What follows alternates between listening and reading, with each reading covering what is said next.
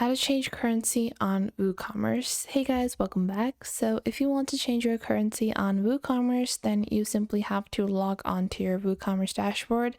Just head on over to your basic dashboard, and once you are on your basic dashboard on WooCommerce, you will find the option of USD or whatever currency on your top right. So on the top right of your screen, right besides the language that you have selected, you will find the currency.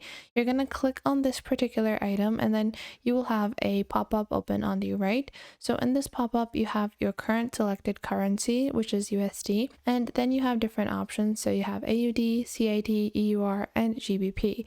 So you can select whatever currency you want. Let's say I want Canadian dollars, and then I can click on confirm selection, and then my currencies will be converted to Canadian dollars instead. So that's how simple and easy it is to convert currencies on WooCommerce. It only takes a quick and you are done.